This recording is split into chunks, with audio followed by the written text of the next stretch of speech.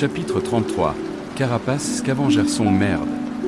C'était la seule pensée qui traversait l'esprit de Sonny tandis qu'il tombait maladroitement en arrière, laissant la pince se refermer juste devant son visage avec un grand « clac ». Les lames dentelées et chitineuses étaient si proches qu'il pouvait clairement voir des morceaux de boue collés à leur surface. Sonny atterrit sur le dos, évitant de justesse le coup inattendu. Heureusement, il réussit à éviter d'être blessé, voire tué. Malheureusement, il resta étendu au sol, incapable de prendre rapidement de la distance avec son agresseur. L'énorme pince planait toujours au-dessus de lui. Au moment même où Sonny réalisait cela, il roula désespérément sur le côté. L'instant d'après, la pince s'abattit, provoquant de légers tremblements dans la boue. Sans sa réaction rapide, la poitrine de Sonny aurait été enfoncée par ce coup. Il commençait à peine à se relever lorsque la pince frappa latéralement. Heureusement, Sonny était prêt. Au lieu d'essayer d'esquiver ou de bloquer l'attaque, il la suivit, laissant la pince heurter ses mains tendues et amortir le coup. Tandis que ses bras hurlaient de douleur, Sonny utilisa la force du coup et laissa son corps voler dans les airs. Ainsi, au moins, il pourrait échapper à la tenaille. On ne lui avait peut-être pas appris à se battre, mais il savait très bien comment tomber. Au lieu de se briser le cou ou d'avoir le souffle coupé par l'atterrissage, il a renforcé son corps et a roulé agilement avant de s'arrêter à une certaine distance du monstre en embuscade. « Je retire ce que j'ai dit », pensa Sonny, se souvenant de sa critique sarcastique des roulades de combat d'héros. Les roulades font partie intégrante de toute technique de combat de monstres qui se respecte. Puis, il leva les yeux, essayant de comprendre la situation. Devant lui, l'agresseur s'était enfin montré. Il s'était enfoui sous la boue, projetant une ombre immense sur Sonny agenouillé. Ses petits yeux étaient emplis de rage, de faim et de malice. C'était l'un de ces monstres à pinces qu'il avait passé tant de temps à observer. Dominant son corps de près de 3 mètres, la créature massive bougeait ses mandibules et poussait un cri strident et perçant. « Pourquoi ne dévores-tu pas la carcasse géante avec le reste de tes copains, espèce de salaud de crabe ?» Cependant, la réponse à l'indignation de Sonny était évidente. Le monstre semblait en piteux état, la moitié de ses 8 pattes, semblables à des faux, était brisée, et son épaisse carapace présentait des fissures, chacune suintant d'un sang visqueux et azur. De plus, il lui manquait l'un de ses 2 bras en pince, qui semblait avoir été entièrement arraché au niveau de l'épaule. Sans cet état pathétique, la créature n'aurait pas eu besoin de se cacher dans la boue, espérant attraper une proie facile. Elle aurait pu simplement suivre les autres monstres et se joindre au festin. Sonny eut simplement la malchance de tomber directement sur leur embuscade. Il s'était trop fié aux capacités d'observation de son ombre, oubliant qu'elle n'était guère plus observatrice qu'un humain éveillé. De plus, elle était légère et inaudible. C'est pourquoi le monstre n'avait pas réagi lorsque l'ombre était passée au-dessus de son piège une minute plus tôt. D'un autre côté, Sonny pouvait également s'estimer chanceux. Selon la même logique, il n'aurait pas pu esquiver l'attaque soudaine de la créature si ce n'était pas à cause de son état paralysé et ralenti. Mais réfléchir à sa chance pouvait attendre plus tard. Pour l'instant, Sonny avait une chose bien plus urgente à faire, tenter de survivre. « Reviens ici », ordonna-t-il à l'ombre et sauta sur le côté. La seconde suivante, l'espace qu'il occupait fut déchiré par le monstre attaquant. Sa lourde pince s'écrasa sur le flanc d'un pilier de corail, projetant des éclats cramoisis dans toutes les directions.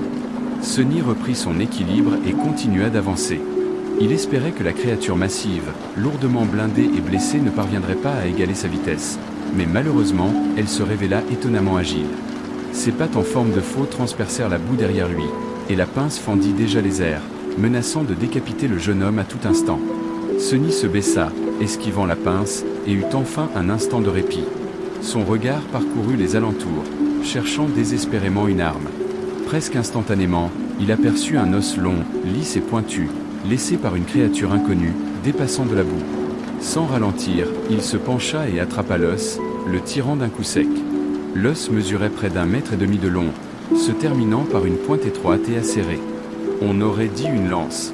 Le problème était que, malgré la longueur supplémentaire de cette lance improvisée, la portée d'attaque de Sonny restait inférieure à celle du monstre. Il doutait également qu'elle soit capable de percer la carapace dure. En bref, il devait s'approcher et viser une des fissures de l'armure de la créature. Cependant, il n'osait pas. À si courte distance, le monstre aurait facilement pu le réduire en bouillie, rien qu'avec son poids et sa carrure imposante. Une idée folle est venue à l'esprit de Sonny. Un peu choqué, il ne parvint pas à décider momentanément si c'était le fruit de l'audace ou de la bêtise. Quoi qu'il en soit, il n'était pas assez fou pour y songer. À ce moment-là, la pince s'abattit à nouveau. Cette fois, Sunny tarda à esquiver, et une vive douleur lui transperça la jambe gauche. Elle fut effleurée par le tranchant de la pince. Le linceul du marionnettiste résista, empêchant le monstre de saigner, mais la force de l'impact fut suffisante pour projeter Sunny au sol. Il n'y avait pas de temps pour récupérer. Alors que ses yeux s'écarquillaient, Sunny comprit qu'il était temps de faire le fou. Alors, au lieu d'essayer d'esquiver, il s'immobilisa et laissa le monstre l'attraper par le torse avec sa pince. Aussitôt, une terrible pression s'abattit sur ses côtes. Sunny eut l'impression qu'il allait être déchiré, mais son armure, acquise après avoir vaincu un tyran éveillé, résista à la morsure écrasante des pinces du monstre. Chaque muscle de son corps se tendit, retardant le moment où ses entrailles seraient réduites en bouillie. La seconde suivante, l'ombre de Sunny tomba du ciel, s'enroulant autour du linceul du marionnettiste. Grâce aux propriétés protectrices renforcées de l'armure, il put mieux résister à l'étreinte pulvérisante de la pince. Sunny et le monstre semblaient dans une impasse. Le jeune homme ne parvenait pas à se libérer de l'emprise du monstre, tandis que celui-ci ne parvenait pas à tuer sa proie en la coupant en deux avec ses pinces. Ils se fixèrent du regard. Soudain, un feu infernal s'alluma dans les yeux de la créature. Elle fit claquer ses mandibules et souleva Sunny dans les airs, l'attirant près de sa bouche, visiblement déterminée à lui arracher la tête. « Pourquoi tout le monde essaie de me manger? Suis-je si bon ?» Sunny ne résista pas tandis que le monstre l'approchait de ses mandibules. Il savait qu'il n'avait qu'une seule chance de survivre. Au dernier instant, Sunny laissa l'ombre du suaire du marionnettiste se répandre sur l'os pointu qu'il serrait encore dans sa main.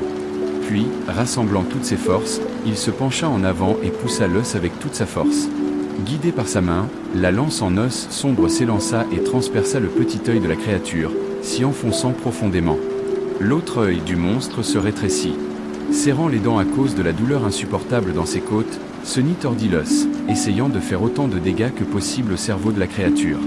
Pendant quelques secondes, rien ne se passa. Puis, il sentit la pression sur son corps diminuer. La pince s'ouvrit, laissant Sunny tomber.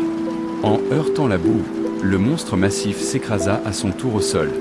La lance d'os perçait encore sa tête, baignée par les flots de liquide azur. Sunny gémit et prit une inspiration rauque et douloureuse. Vous avez tué une bête éveillée, carapace scavengée. Vous avez reçu un souvenir, lame d'azur. Ton ombre devient plus forte.